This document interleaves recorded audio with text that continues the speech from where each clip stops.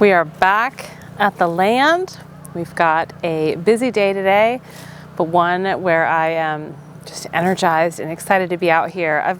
Behind me is our garden, and I just kind of wanted to let you see what it looks like right now. And it's a mess. You can see lots and lots of cardboard. I have just over the last few months been bringing cardboard out as it comes, as I find it, as it becomes available, and just kind of putting it everywhere. But the wind has been blowing it all over the place. And so I don't know if it's going to happen today, but at some point I got to tackle that. You see that big wood chip pile?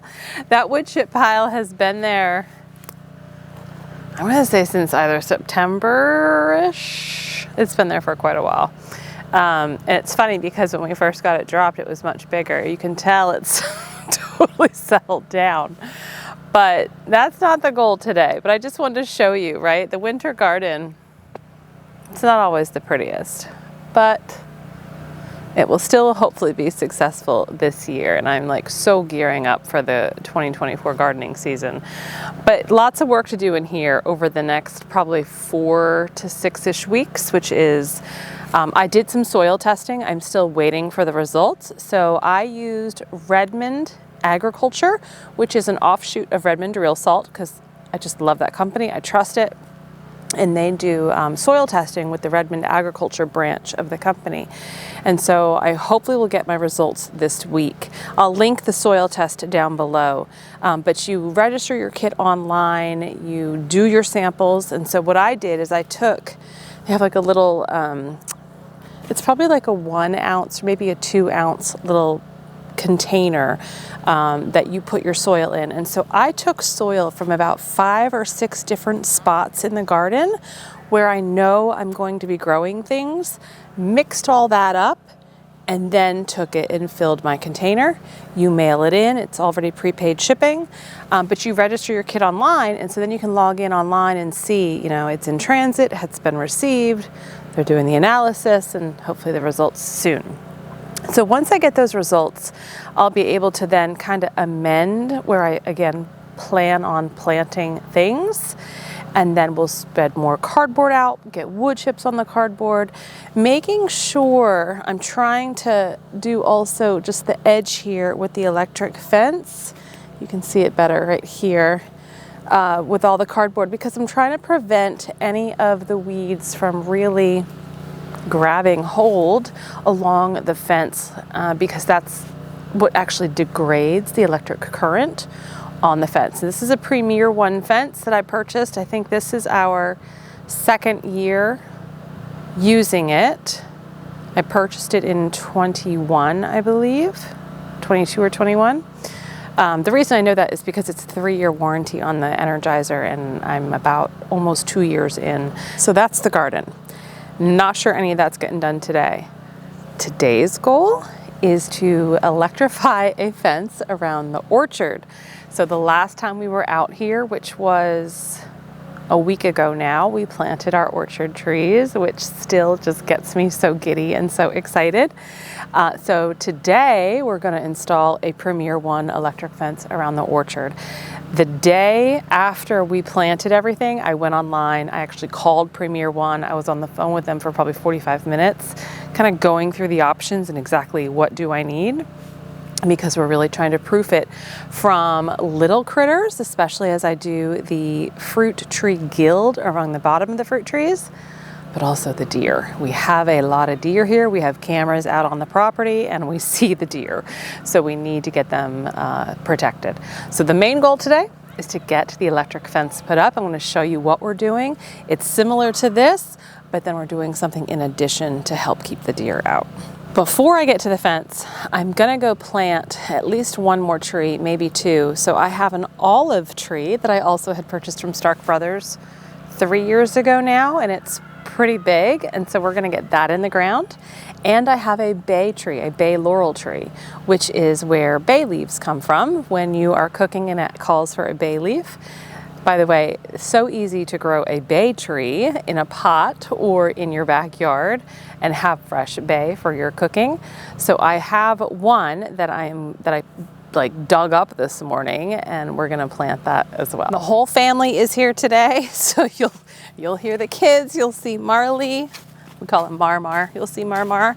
And also I got an update from Stark on my other 4 fruit trees, and they were gonna ship in April, but now they're shipping the first week or second week of February, which is fantastic because the holes are dug and we're ready to get them in. So the orchard will be complete with the actual trees, hopefully in the next few weeks. Hi, Marmar. Hi, Marmar.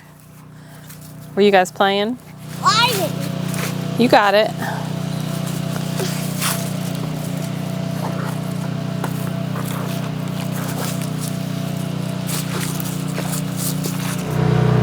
this poison ivy? Yes, that is poison ivy. Is this poison ivy? Yes. I hope you didn't touch it. No, I didn't. So happy. He is. So my husband rented a log splitter because we're getting... Ah!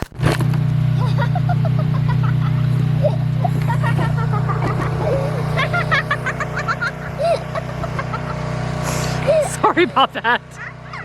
Goodness. What happened? Oh, this one's sad. That's okay.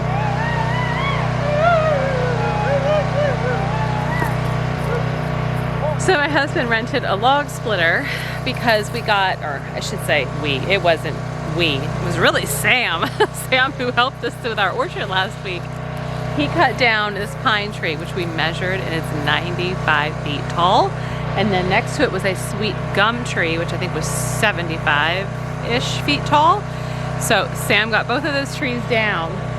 And over the last week, my husband's been coming out and chainsawing up into different smaller pieces, and so we've got the log splitter here that he rented so he can use that for firewood. That's the goal. So he already got the sweet gum tree taken care of. Now he's working through the pine. What?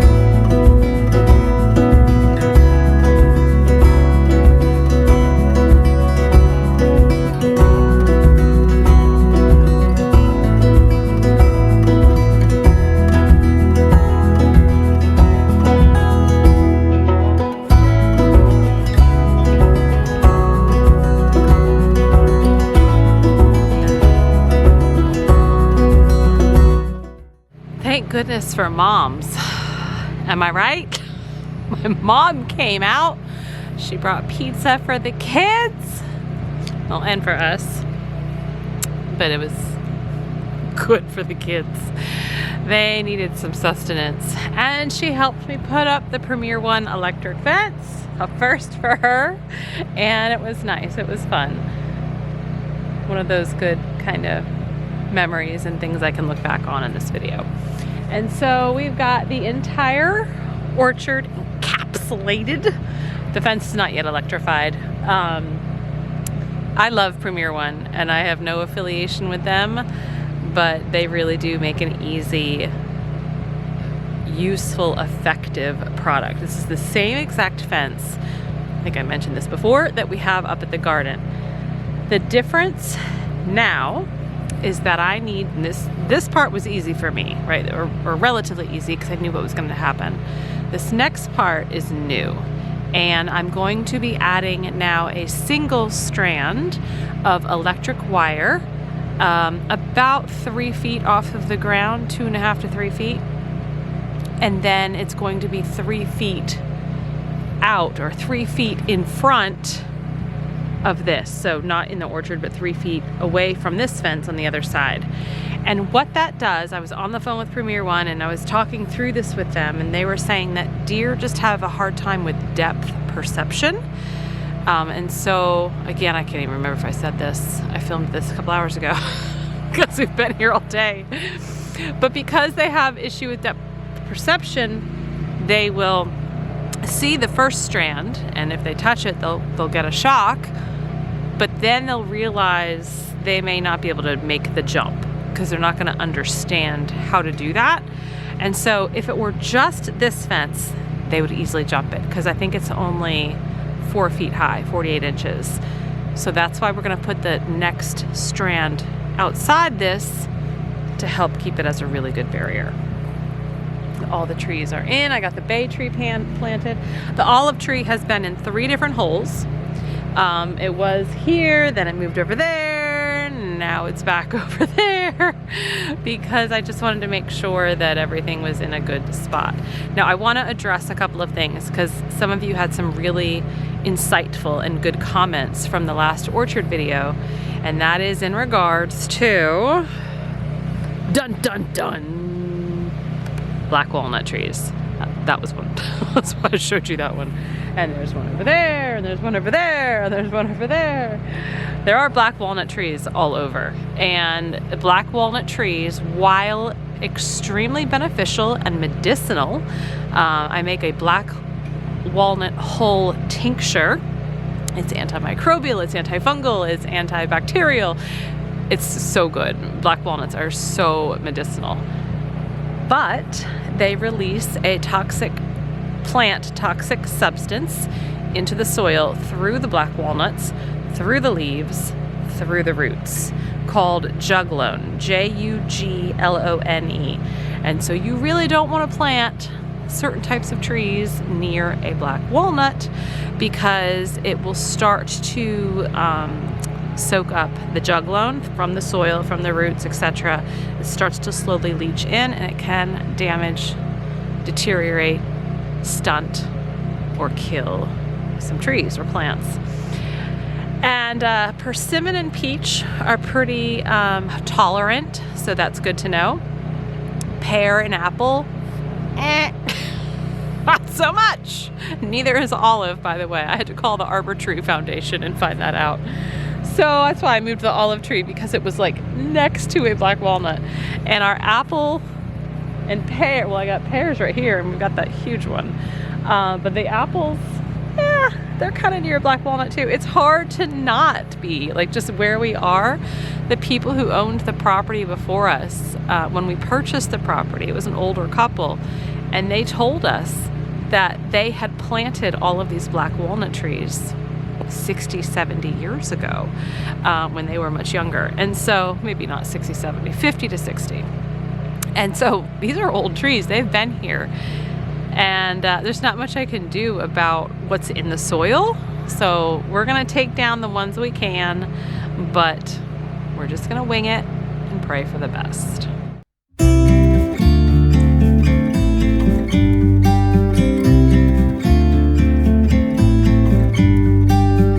About to leave, already packing.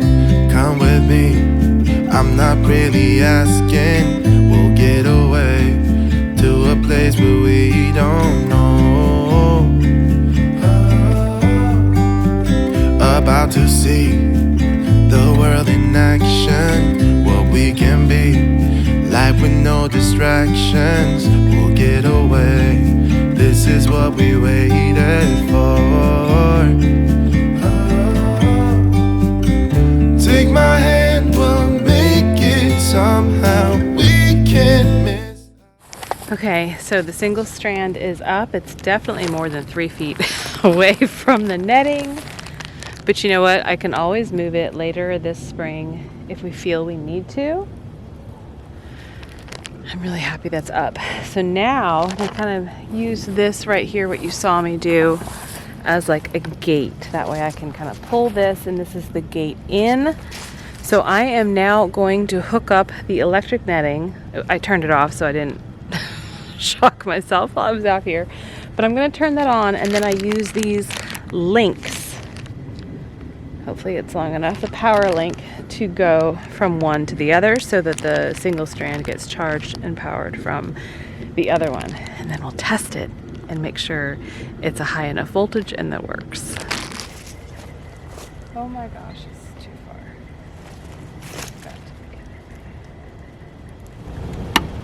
Okay, turned on. I can hear the current. I am going to now put the grounding rod in and test it.